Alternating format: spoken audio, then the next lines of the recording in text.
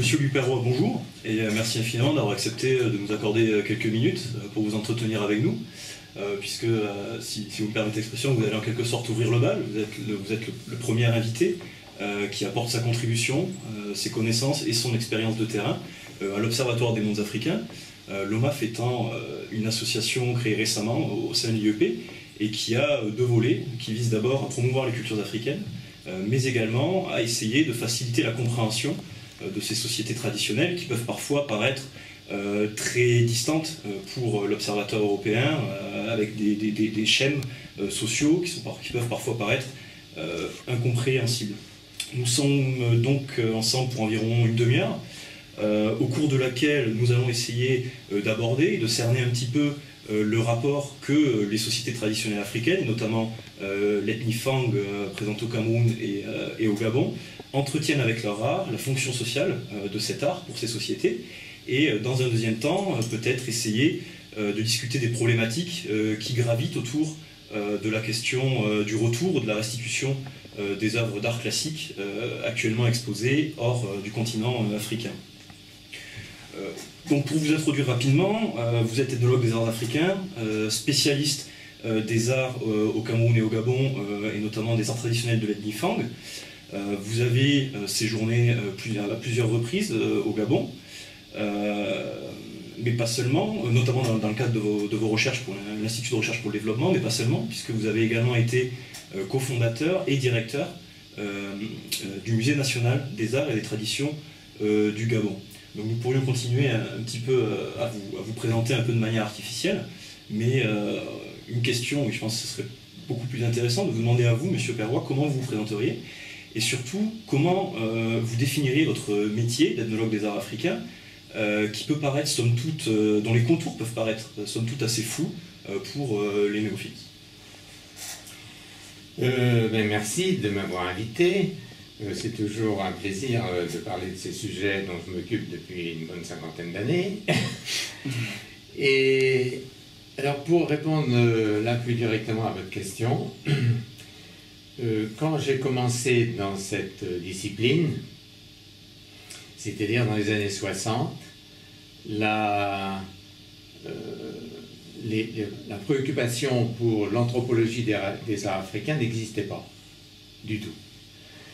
Donc, moi j'ai fait des études universitaires d'ethnologie, de sociologie, enfin comme on faisait habituellement à l'époque, et puis suivi un cursus de formation aux recherches au Musée de l'Homme, avec les grands spécialistes de l'époque, c'est-à-dire, bon, il y avait Lévi-Strauss, Ballandier, Leroy-Gourhan, etc., Denis Paul et consorts. Et donc, l'idée à l'époque, c'était de partir pour faire du terrain, mais pour faire de l'ethnographie.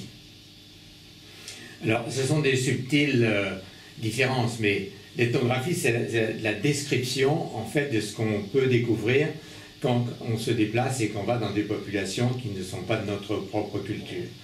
Donc, c'est à la fois description des modes de vie, des langues, des rituels, de tout ce qu'on peut observer, des pratiques familiales, etc.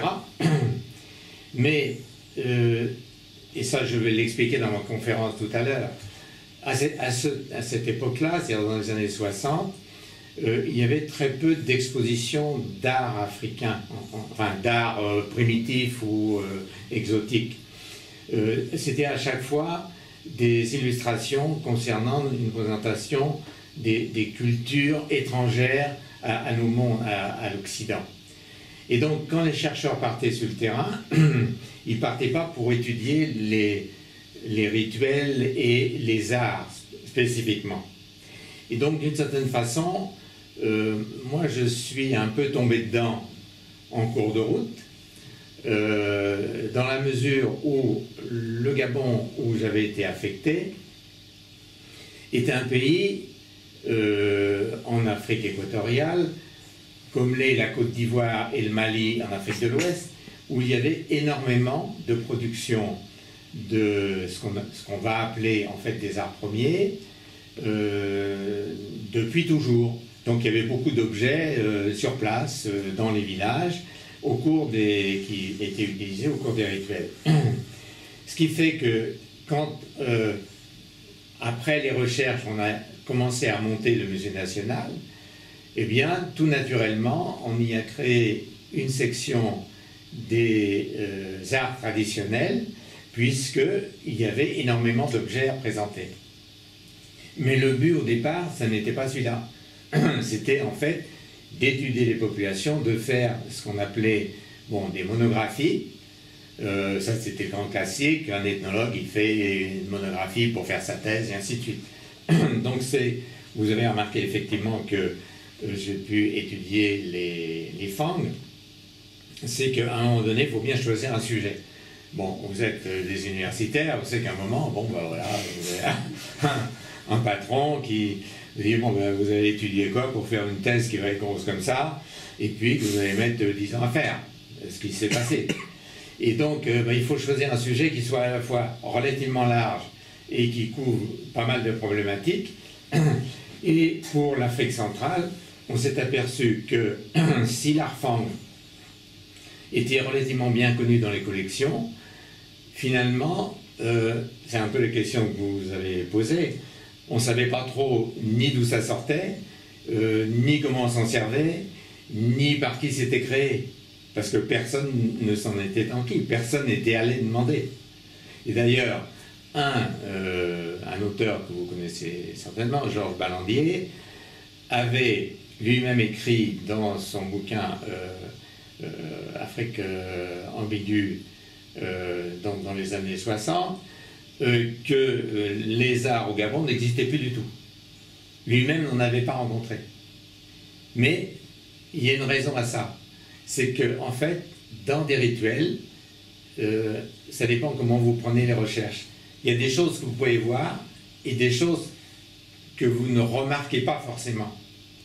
Et donc le problème, c'est que quand vous êtes dans une perspective très ethno-sociologique, comme était celle de Balandier, eh bien les objets ne lui paraissaient pas importants.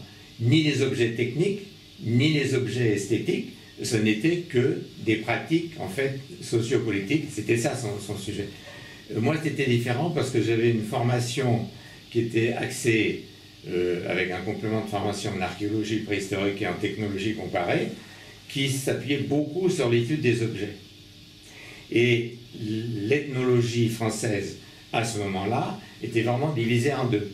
Il y avait l'école Lévi-Strauss, qui était les modes de pensée, les systèmes de parenté, et puis il y avait Leroy-Gourhan de l'autre côté, Denis Spawn et autres, qui étaient très axés sur les objets. Ce qui fait que Lévi-Strauss se retrouvait dans un labo qui était à la Sorbonne, et Leroy-Gourhan se trouvait dans un labo qui était au Musée de l'Homme, c'est-à-dire sur les collections. Moi, je n'ai pas fait le choix comme ça au départ. C'est qu'à un moment donné, ça m'a intéressé, puis on m'a confié les clés de la réserve de l'Afrique noire, et puis on m'a dit, là-dedans, vous trouvez un sujet, et puis vous essayez de trouver les objets sur lesquels vous pourrez travailler.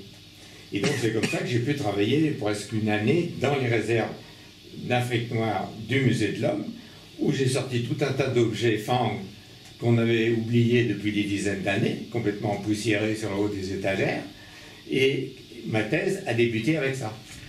En tout cas, vous soulevez une question très intéressante, à notre sens, qui est celle du regard qu'on a porté et qu'on porte sur les œuvres d'art classique africaines, puisque l'art, c'est un fait de civilisation, c'est à la fois un objet, mais c'est le regard qu'on porte dessus qui impose. Et à cet égard, l'expression d'art premier ou d'art primitif est assez symptomatique, parce qu'elle reflète le regard que les Européens ont pendant longtemps porté sur les arts classiques africains.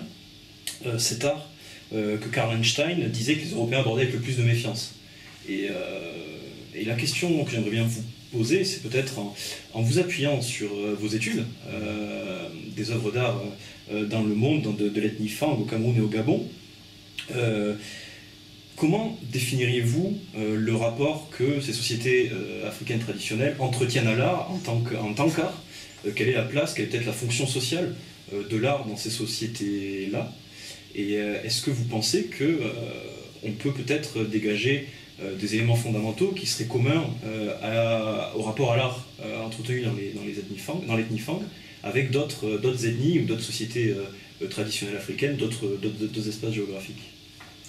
Alors, dans ce type de sujet, il faut se rendre compte d'une chose. C'est que donc le regard qu'on a eu sur ces objets a beaucoup changé, bon, je l'expliquerai tout à l'heure dans ma conférence, mais au cours des siècles.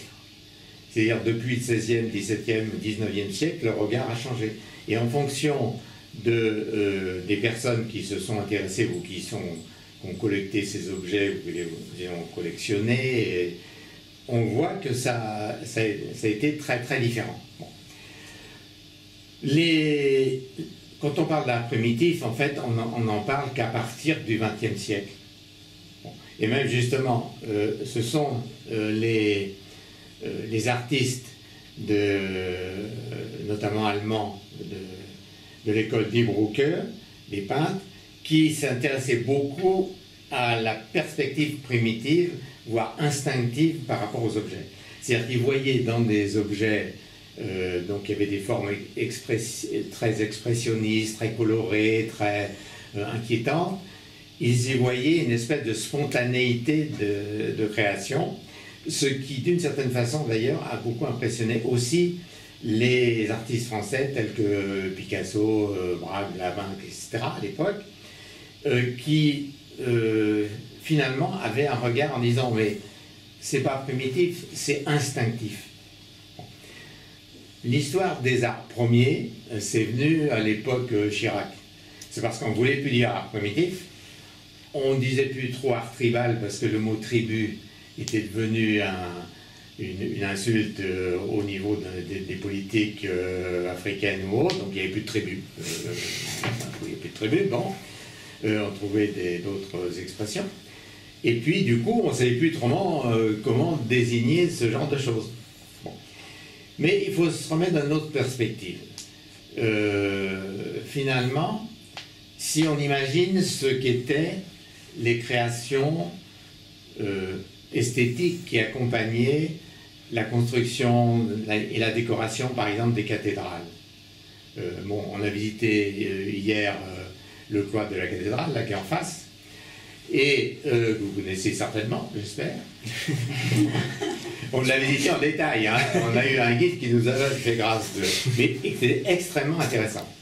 Où, effectivement, on voyait que depuis le XIIIe, XIVe siècle, XVe siècle, il y avait des expressions qui étaient des représentations par rapport, évidemment, à des récits, à des croyances, à des symboles, où ce qui était important, c'était le sens de l'image, ça n'était pas la qualité de l'image. Et au Moyen-Âge, il faut imaginer que les cathédrales étaient en fait des livres faits pour des analphabètes.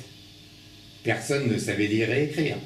Mais quand on leur commentait les images, hein, qui étaient des bandes dessinées, en plus en couleur, comme vous le savez, dans tous ces monuments, vous aviez tous les éléments de connaissance que tout le peuple pouvait connaître, quel que soit son degré de méconnaissance des autres choses. Et on a pu assimiler d'ailleurs, et ça s'est produit à plusieurs reprises, par exemple, des vierges romanes avec des biérifangles. Et quand vous voyez, et hier le guide, c'était amusant, bon moi j'ai pas voulu faire de remarques, mais il montrait une statue qui avait une tête beaucoup plus grosse que les autres. Et puis il nous expliquait savamment qu'effectivement la tête était plus grosse parce que sur le plan de l'importance symbolique, il fallait absolument montrer que ce personnage-là était plus important que les autres. Mais au niveau des arts premiers ou autres, ou disons des arts rituels africains, je dirais que c'est la même chose. C'est-à-dire, vous avez pu voir, et si vous avez en plus lu ou parcouru un peu ce qu'il y avait dans ma thèse et quelques illustrations, que toutes ces statues ont des têtes qui constituent à peu près un tiers de la hauteur du personnage. Et donc ça, c'était, pour les Européens qui ont trouvé ça au début, ils ont dit, mais ces gens-là, ils n'y connaissent rien. Ils n'ont jamais vu qu'un homme, il a la tête grosse comme ça, et puis le corps, etc. Mais en fait, c'est parce que c'est une image complètement projeté, symbolique, qui n'a rien à voir avec une représentation de la réalité. Et quand on le voit dans le détail même, dans la stylisation, par exemple, des traits du visage, ou du corps, ou des épaules, ou des mains, etc., on voit bien qu'on essaie, l'artisan, pour eux, c'est un artisan, un sculpteur plus habile que les autres, évidemment, mais pas considéré comme un artiste comme on le fait pour nous aujourd'hui. Hein. Eh bien, il y avait la fabrication d'un message. Et ce message, finalement, dans les études qu'on essaie de faire les uns les autres, là, dans les musées, à travers les collections, c'est un peu de décrypter un peu toutes ces déformations, toutes ces particularités, pour leur donner un sens. Et donc, comme vous l'avez vu dans mes différentes actions scientifiques, c'est d'essayer de trouver un ordre. Parce que très souvent, à partir justement des réflexions de Carl Einstein, on a pu penser dans les années 30 que tout ça c'était un peu le fait du hasard. Que les objets étaient créés, bon, le sculpteur il prenait, il abattait son art, puis toc toc toc toc toc, il tâtait, puis par hasard ça faisait une statue. Et puis tout le monde trouvait que c'était très bien et que ça allait servir à un rituel. En fait, pas du tout. Et quelles que soient les civilisations à travers le monde, il y a cette même démarche. C'est-à-dire que quand on vise à donner une forme, c'est qu'avant qu'il y ait une forme, il y a un sens. Et toute l'habileté, je dirais, de l'artisan, c'est de faire sentir à celui à qui on ne va pas l'expliquer que derrière ce qu'on voit, il y a quelque chose d'autre. À cet égard, il y a un exemple que j'ai trouvé tout à fait fascinant dans votre thèse. Vous expliquiez comment l'art avait une fonction significative qui était donnée par les formes et les couleurs, et comment, sorti du cadre de la tribu, cet art-là devenait totalement inintelligible pour des membres d'autres tribus, pour des membres d'autres groupes. Et ça rejoint cette idée d'un art qui portait Alors, ça c'est un exercice auquel je me suis livré, c'est d'essayer de montrer à des femmes des objets Pounou du sud ou des objets Tsogo du centre Gabon. Ils disaient, c'est rien. Pour nous, c'est rien. Ce sont des bouts de bois. Ça n'a aucun sens. Et même les couleurs, alors qu'ils utilisaient les mêmes couleurs. Mais il y a un rapport entre mettre la couleur à certains endroits d'une certaine forme, et donc c'est un message qui est intelligible. C'est en ce sens que chacun des styles, entre guillemets, ce qu'on a essayé de développer les uns les autres, justement à travers l'Afrique, c'est qu'il y a une espèce de langage qui est compréhensible dans une certaine ère, au travers d'un certain nombre de clans, d'une communauté, etc. Et puis au-delà, ça n'est plus intelligible. Et donc au-delà, ça n'a plus aucune importance. Ce qui posera d'ailleurs des problèmes, quand on parle de restitution, on y viendra après, c'est rendre quoi à qui pour comprendre quoi. Parce que c'est ça aussi le problème. On fait une exposition d'art fang, mettons, c'est des gens du nord du Gabon. Je parle des villageois. Parce que je l'ai fait, moi, j'ai fait des expositions donc, dans les régions du Gabon. Et à chaque fois, je devais reprendre à zéro, leur dire, les statues d'ancêtres que vous voyez là, c'est des gens du nord de votre propre pays qui ont fait ça. Vous faites comme ça, mais le sens, en fait, le sens, c'est la même chose. C'est-à-dire le culte des ancêtres qui est fait chez les Fang, c'est le même qui est fait chez les Kota, alors que les emblèmes sont totalement différents. Et c'est là que les jeunes commençaient à comprendre que finalement, tout ça c'était en correspondance et ça participait d'un territoire beaucoup plus large. C'est très intéressant, et peut-être pour clôturer cette première partie donc, sur l'art en tant que tel, quelque chose que vous avez déjà un petit peu abordé dans vos propos précédents, une question qu'on pourrait se poser, c'est quelle est la place de l'artiste, de l'individualité créatrice au sein de la société Fang notamment, puisque l'apparition de l'artiste en tant qu'individualité créatrice reconnue, c'est une des évolutions majeures de l'art en Occident, qui apparaît essentiellement à la Renaissance, et de plus en plus aujourd'hui, des ethnologues des arts remettent en cause l'idée de cet art qui a été perçu, de cet art traditionnel africain, qui pendant longtemps a été perçu comme un art anonyme, uniquement rituel.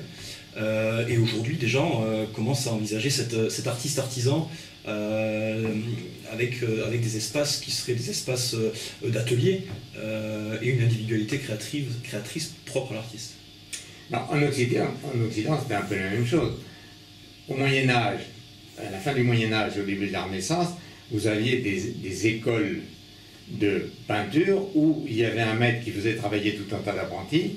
Et d'ailleurs, on le voit dans des identifications aujourd'hui, de savoir si tel tableau, il est bien de Vinci ou bien de ces petits collégiens qui travaillaient autour. Parce que le maître, il mettait une petite moustache ou un petit machin à la fin, et puis c'était son tableau.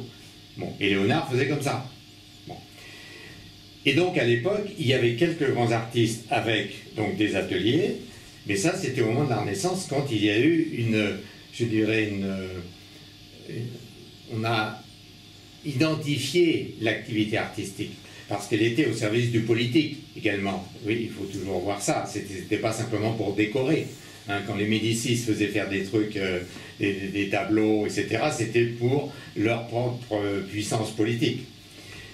Je dirais d'une certaine façon, et toute proportion gardée évidemment, dans un autre univers, les artistes en Afrique, c'est un peu la même chose. C'est-à-dire qu'il y avait des personnes qui étaient spécialisées en tant qu'artisans dans le travail du bois et à qui on demandait un certain nombre de choses. Et il se trouve que ceux qui étaient de bons sculpteurs, alors d'abord, ils étaient apprentis, mais ils commençaient apprentis à 5-6 ans. Dès qu'ils savaient marcher, hop, on les envoyait fréquenter l'atelier, puis s'ils plaisaient, ils y restaient, et ils devenaient petit à petit des sculpteurs habiles, puis très habiles, etc. Et donc c'était toujours une activité collective, dans la mesure où c'était un groupe qui, sur le plan de l'organisation sociale, avait une importance politique. Parce que les sculpteurs étaient très souvent en même temps des forgerons. Et qui dit forgeron dit être le maître du feu et du métal, et donc d'une certaine façon être totalement nécessaire au fonctionnement de la société. À la fois craint des populations, mais aussi très désiré par les uns et les autres. Donc il faut imaginer que si vous prenez les Fang, alors déjà une incidente, quand on dit Fang, Fang c'est une toute petite communauté de quelques dizaines de milliers d'individus au milieu de 800 à 1 million d'individus répartis entre le Gabon et le Cameroun. Si on les a appelés Fang, c'est parce qu'un administrateur qui ne connaissait pas grand-chose a demandé à quelqu'un mais toi tu viens d'où avec un autre interprète qui parlait un autre dialecte, etc. Puis il a répondu Fang. Bon. En fait, aucun des Fang ne répond à ce nom-là. Quand on leur demande, et puis bon, j'ai eu l'occasion de travailler aussi avec des étudiants, donc il y en a beaucoup de Fang aujourd'hui, ça les fait vraiment sourire. Parce qu'évidemment, ils sont d'un groupe qui parle une langue Béti Fang qu'on trouve avec dedans au moins une dizaine de groupes différents. Et en fonction du nord, du sud et de l'ouest, c'est même des langues qui se comprennent à peine. Mais qui sont harmonisées par des rites d'initiation, qui sont à peu près les mêmes, par des rites funéraires et cultes des ancêtres qui sont les mêmes, et donc essentiellement depuis 3-4 siècles, par la fabrication d'objets qui sont très apparentés et qui sont différents à la fois de ceux qu'on trouve plus au nord, au Cameroun, et à l'ouest aussi chez les Bamilékés par exemple, et plus au sud de l'Ogooué où c'est totalement différent, où là on ne reconnaît pas les objets. Donc en fait on a défini ces terres de répartition un peu par défaut. Et à un moment donné, c'est comme une langue. Hein, que vous allez à Strasbourg, vous passez la frontière, vous allez un peu plus loin, ah ben là on ne parle plus qu'allemand, bon ben ça ne doit pas être la même chose, et là on comprend qu'il y a un passage. Et donc il faut se rendre compte de cette, de la grandeur en fait de toute cette culture. Et donc dans chaque communauté, il y avait ces spécialistes qui étaient totalement nécessaires parce qu'à chaque fois que quelqu'un voulait avoir une importance politique, il fallait qu'il ait, bon, comme vous avez lu, mais vous savez, il fallait qu'il ait son biéri. Le bieri, c'est tout ce qui est lié à la manipulation magique des ossements des ancêtres. On est quelqu'un d'important quand on a, je dirais, un tombeau portatif qui vous permet d'être identifié par rapport aux autres, au niveau clanique et au niveau des lignages, et qui vous donne une grosse identité, bien importante. Donc, si vous avez dedans 5 ou 6 crânes plus des mandibules sur 20 générations, alors là, vous êtes une personne très, très, très importante. Et c'est à ce moment-là que on commande des statues qui ne sont finalement que des représentations secondaires de ce culte-là, un petit peu comme dans nos cimetières, on a au-dessus des tombes eh bien, des sculptures, des monuments, etc. Mais le monument en lui-même ou la sculpture, elle n'est pas importante. C'est ça que les collecteurs au départ n'ont pas bien saisi, et où il y a eu une espèce, enfin, je dirais, les gens se sont défendus, c'est-à-dire qu'ils n'ont pas cédé ce qui était important. Ce qui va jouer dans le problème de la restitution. Parce que restituer, mais quoi? Au musée du Quai Branly, il n'y a pratiquement qu'un seul objet qui est la statue, les statues, la représentation et les ossements. Donc, et il y en a une du même genre, par exemple, au musée de Genève, dont on sait très bien comment c'était obtenu, parce que pratiquement, dans les centaines de cas, et même les milliers, parce que dans mes fichiers sur les fentes, j'ai à peu près entre 800 et 1000 objets répartis dans toutes les collections du monde, et donc tous ces objets ne sont sortis qu'avec la statue, et même quelquefois un morceau de la statue. Mais le réflexe des personnes qui ont cédé ou qui ont admis qu'on puisse leur prendre ça, n'ont jamais cédé le reste. Pas plus que si nous, on aurait donné des ossements. C'est un peu les mêmes choses que quand vous avez dans les Catharas, il y en a ici derrière, vous avez des cryptes avec des ossements qui sont des saints ou des évêques, etc. Et c'était ça, c'est ça qui est important. C'est pas la gravure qui est dessus. Et donc, il y a un peu une illusion de penser que nous, on a des statues, et en fait, c'est un peu le point de vue qu'ils ont, qu'on n'a pas leur âme avec les objets. Oui, ce n'est qu'une image, mais par contre, le culte des ancêtres dans les communautés fang d'aujourd'hui, si on peut parler de culte ou de croyance, il existe encore, mais sous d'autres formes, beaucoup moins voyantes. Mais et se manifeste par exemple par la solidarité familiale. Ce qu'on peut leur reprocher. Vous voyez, quand vous avez une famille, vous avez 2, 3, 4 personnes, et puis quand vous avez une cérémonie de deuil ou une cérémonie, je dirais, importante, tout d'un coup vous apercevez que vous avez 50 personnes qui sont invitées. On dit, mais pourquoi ils sont invités? Mais en fait, c'est parce que c'est l'importance politique du groupe qui fait que tout le monde doit être concerné. Très bien, alors nous avons un peu changé de sujet et en 2016, le Bénin a demandé un retour d'objets d'art africains exposés en France, à la France.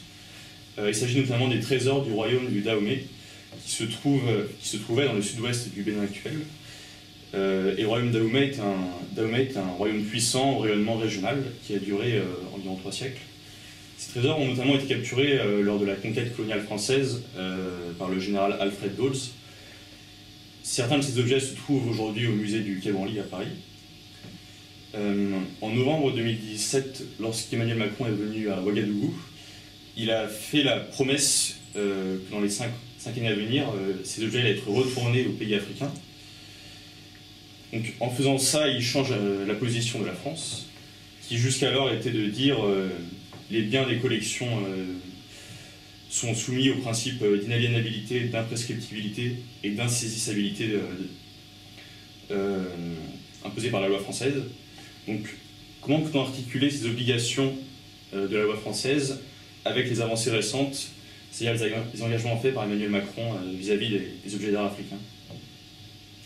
Alors, ce sujet-là, c'est un sujet donc, qui est apparu assez récemment. Qu'on s'était posé d'ailleurs il y a quelques années, je ne sais pas si vous avez eu connaissance, certains musées conservaient des crânes maoris qui étaient entièrement tatoués, etc. Et notamment, il y avait des musées, il y avait des objets, tels objets au musée de Rouen. Et je sais qu'à l'époque, il y avait eu un accord qui était en dehors de cette fameuse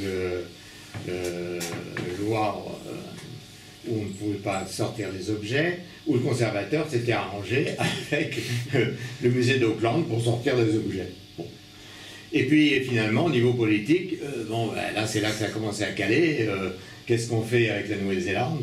Ben oui, là on a calé. Bon. Je pense que ça va être la même chose. Vous savez que quand il y a eu les campagnes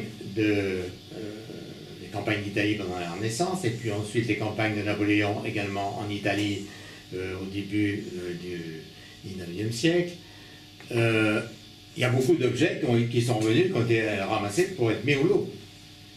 Bon, mais à la fin, au congrès de Vienne en 1815, les pays en question ont dit, mais attends, ça va revenir chez nous. Et c'est pas parce que les lois parce qu'entre deux, il y a eu le code civil, enfin il y a eu tout un tas de lois, de décrets, etc.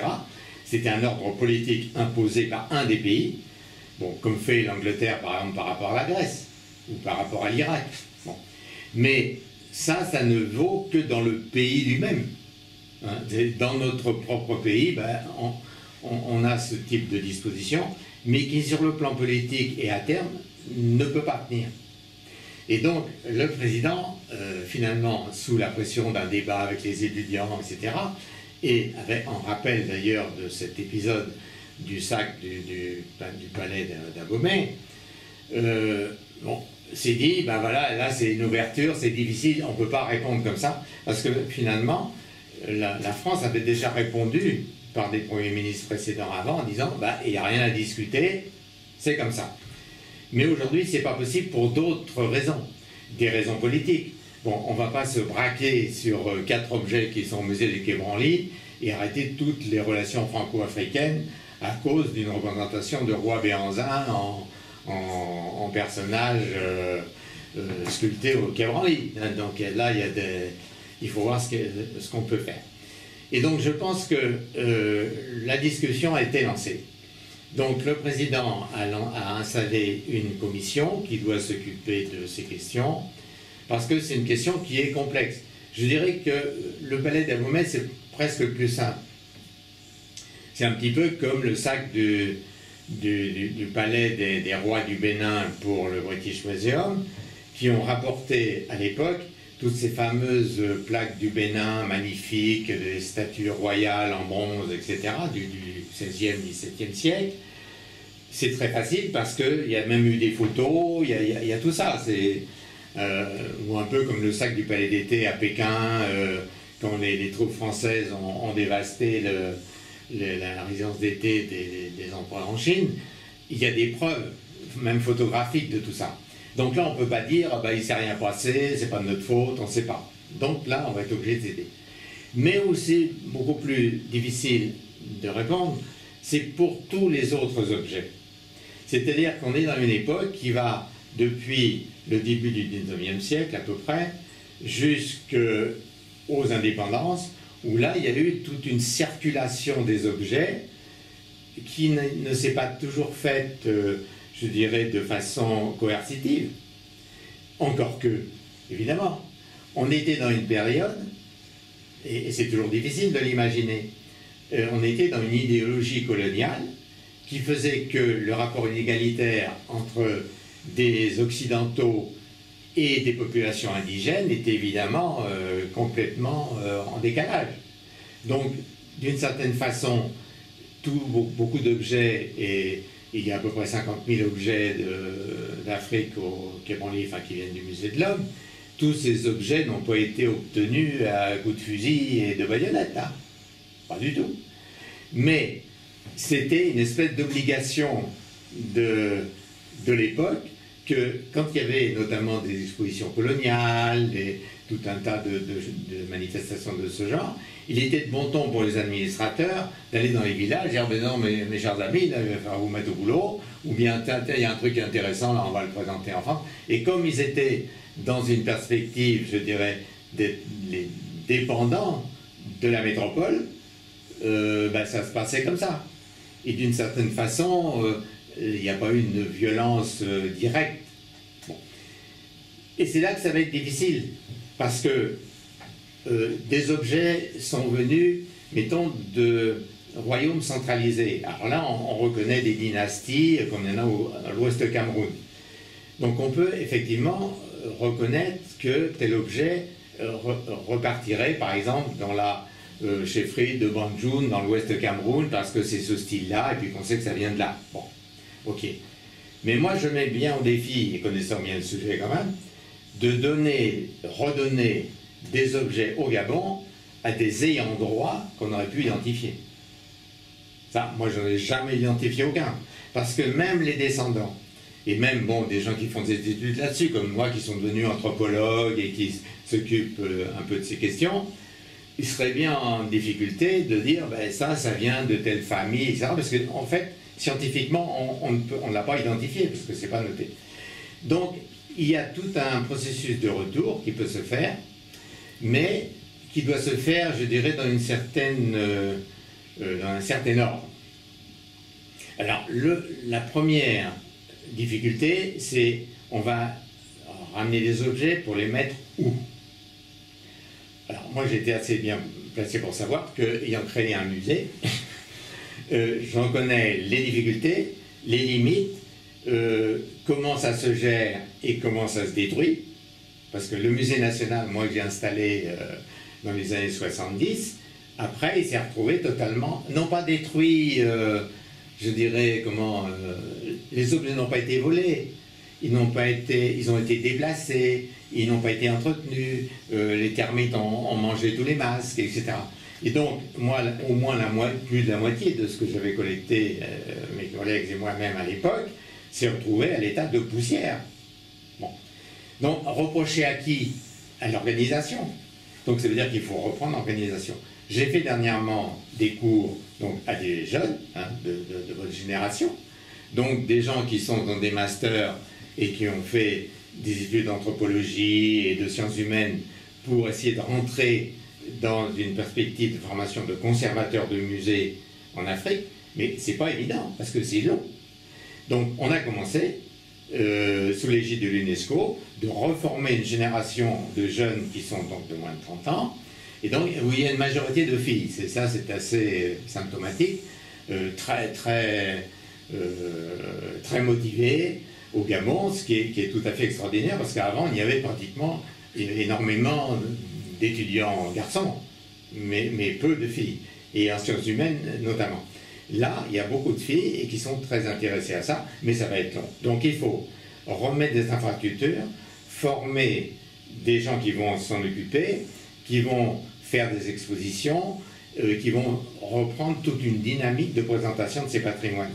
Mais s'il n'y a pas ça, les objets ils peuvent revenir et puis ils vont être mis dans une réserve quelconque, dans une belle pièce comme ça, même pour climatiser, clac, on ferme, et puis il ne se passe plus rien. Et donc à ce moment-là, c'est très contre-productif. Parce que moi, ce que j'avais expliqué aux autorités là-bas, il ne faut pas oublier que si on connaît l'art du Gabon, par exemple, ou du Cameroun, que je connais bien aussi, c'est parce qu'on l'a présenté en Occident. Quand je l'ai présenté au Gabon, j'ai jamais eu de visiteurs, ou très peu occidentaux. Donc, votre image n'apparaissait pas là-dedans. Donc, il faut aussi voir que les objets qui ont été conservés en Occident ont défendu votre image identitaire. Et bon, ça, c'est un discours qui est tout à fait admis. Donc, on sait que ça va prendre un certain temps, qu'il n'y a pas d'objection ni des uns ni des autres, mais que ça ne va pas se faire d'un coup de baguette magique. Alors vous avez un petit peu anticipé sur ma question, donc c'est au directeur du musée que je m'adresse. Mais Macron avait appelé un partenariat scientifique et muséographique entre les musées français et les musées africains. On serait tenté de penser que la conservation des œuvres d'art africaines est une affaire interne des États africains, et qu'un État ne devrait pas dire à un autre État tant que les conditions de conservation ne sont pas suffisantes, on ne vendra pas vos œuvres d'art. Mais tout de même, qu'en est-il de l'état des musées, donc peut-être au Bénin, puisque c'était le Bénin dont il était question, d'une manière plus large en Afrique de l'Ouest est-ce que les infrastructures sont suffisantes pour accueillir les œuvres d'art qui sont à Paris actuellement? Bon, clairement, non. Bon. Mais ça ne veut pas dire qu'il n'y en a pas. Bon, il y a des musées, quelques musées qui fonctionnent bien. Il y en a un à Bamako qui fonctionne très bien, mais parce qu'il y a eu un conservateur qui s'en est très bien occupé, qui a été bien formé, qui s'est formé un peu partout, en Occident, enfin bon, en France, aux États-Unis, ailleurs, bon. Et puis qui a remis ça en pratique chez lui. Au lieu de devenir simplement ministre de la Culture et puis d'envoyer les autres travailler, alors qu'il n'avait pas la formation, il s'est occupé de son musée. Là, ça marche. Mais il y a beaucoup de musées qui ont la pancarte musée, mais il ne s'y passe rien. Je dirais que je connais certains musées français qui sont aussi dans cet état-là. Il ne faut pas non plus généraliser. Mais effectivement, il y a quelques musées qu'il faut aider.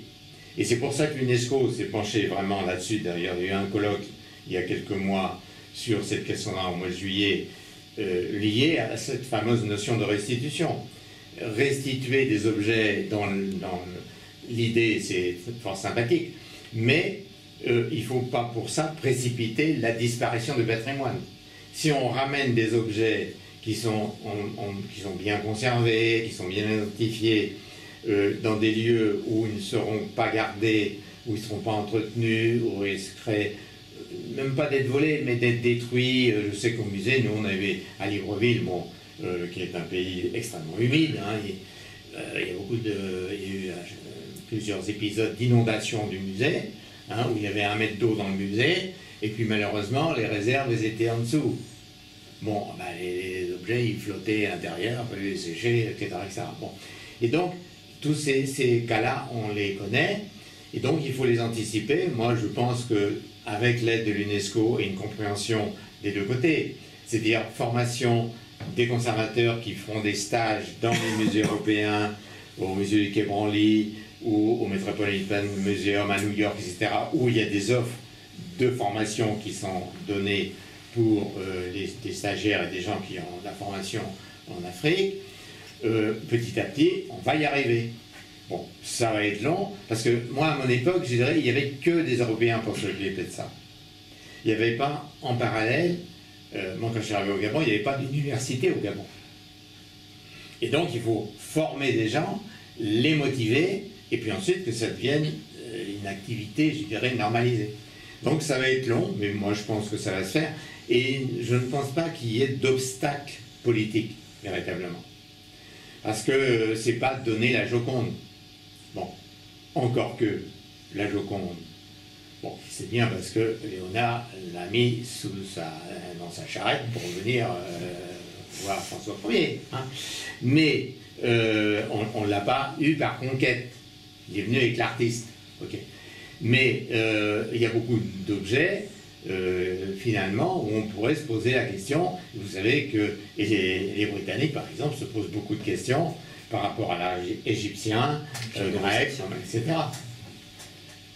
Et oui, c'était d'ailleurs la dernière question que je voudrais vous poser.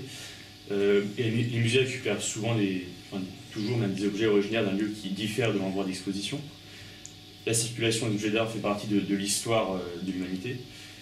Par exemple, les objets de Grèce antique sont exposés un peu partout dans les musées européens. La Grèce réclame d'ailleurs au Royaume-Uni aujourd'hui les frises du Parthénon. Donc la revendication du retour des objets d'art, c'est une question qui traverse souvent les musées et qui n'est pas systématiquement écoutée. Donc cependant, est-ce que, compte tenu que 90% des objets d'art africains se trouveraient hors d'Afrique, étant donné qu'une partie de ces objets a été récupérée lors de la colonisation, est-ce qu'il y aurait une spécificité africaine fondant le droit au retour des objets d'art africains? On pourrait le penser d'une certaine façon, mais je pense qu'il faut être réaliste dans ces questions-là. Bon, les grandes perspectives idéologiques, c'est bien dans les conférences internationales, etc. Mais moi je pense qu'il faut être plus modeste dans les perspectives. Je pense qu'il faut former des spécialistes, il faut les intéresser, il faut qu'ils aient un minimum de moyens et de motivation pour qu'il se passe quelque chose et qu'ils aient idée de faire eux-mêmes des expositions. Alors, par exemple, c'est de faire des expositions d'un pays, par exemple de l'art camerounais au Gabon, de l'art congolais au Gabon ou au Cameroun, ou de l'art par exemple d'Afrique de l'Ouest en Afrique centrale. Et il y a des choses qui seraient à commencer, en dehors même de présenter des objets d'art occidental en Afrique. C'est-à-dire que vous avez dans les universités des cours d'histoire et autres, donc il ne serait pas impensable non plus qu'il y ait une circulation avec des prêts d'objets, des prêts d'exposition et des cours, des conférences, etc., qui se fassent entre ces différents mondes. Mais je pense qu'il ne faudrait pas enfermer l'Afrique dans une espèce de particularisme qui serait lié à une conséquence de la colonisation et qui serait finalement une suite d'une colonisation idéologique en disant oui mais vous c'est tellement particulier que bon, et on retombe dans le syndrome de la France-Afrique là, hein, où ça serait peut-être encore pire qu'avant. Parce que le problème, je lisais ce matin là, sur mon téléphone là, un article d'Agen sur une exposition sur l'art du Pacifique qui a lieu à Londres en ce moment même, et où son propos était que dans cette exposition qui a de magnifiques objets de Papouasie, de Polynésie, etc., il y a toutes les allusions à la façon dont les objets sont arrivés en Angleterre ont été gommés de l'exposition. Et donc l'idée, on est quand même un peu gêné parce que on s'aperçoit que ce sont des objets là qui ont été confisqués pour des raisons religieuses. Les Anglais ont mis tout un tas lancé tout un tas de missions, notamment de conversion avec des églises évangéliques et autres, anglicanes et autres. Et la première opération, c'était, on convertissait les gens, et la preuve de la conversion, c'était de céder ses idoles. Et ça existait aussi chez nous, avec les spiritains, qui était la même méthode. C'est-à-dire que quand on voulait adopter le paradis des Blancs, fallait lâcher ses fétiches. Et qui dit fétiche, dit statue et masque. Et c'est comme ça que les spiritains ont accumulé en France beaucoup d'objets, des milliers d'objets, qui étaient le témoignage, je dirais, de cultures indigènes auxquelles il fallait remédier par la parole de Dieu. Et les Anglais ont fait la même chose, mais eux, c'était à la fois dans tout le Pacifique, en Inde, etc. Et c'était au nom, finalement, de la supériorité de l'homme blanc, de l'Occident, qu'ils prenaient ces témoignages-là, qu'ils montraient en Angleterre, pour montrer à quel point les gens étaient dans un univers de sauvages, à vrai dire. Vous voyez ? Et donc ça, il faut dépasser ça. Mais ça existe encore dans des expositions actuelles. C'était vraiment le point important de cet article qui apparaît, je crois, aujourd'hui dans le Monde, et qui était très intéressant parce que c'est un peu les limites, je dirais, du retour ou de la représentation des objets. Mais des objets présentés par des conservateurs européens. Et là, on en revient au regard, ce qu'on disait tout à l'heure. C'est-à-dire qu'il faut arriver à changer de regard, et ça, c'est très difficile. Là, je crois qu'on a un petit peu dépassé notre temps. Donc, Monsieur Luperon, nous vous remercions d'être venu répondre à nos questions, d'avoir éclairé sur ce qu'étaient un peu plus les arts premiers et d'avoir répondu sur la question un peu difficile du retour des objets d'art africains. Vous allez maintenant délivrer une conférence sur le sujet « À la découverte des arts premiers, brève histoire des collections d'art africains avant la Seconde Guerre mondiale » à Sciences Po. Et nous vous souhaitons une très bonne conférence. Eh bien, je vous remercie de m'avoir invité. Merci.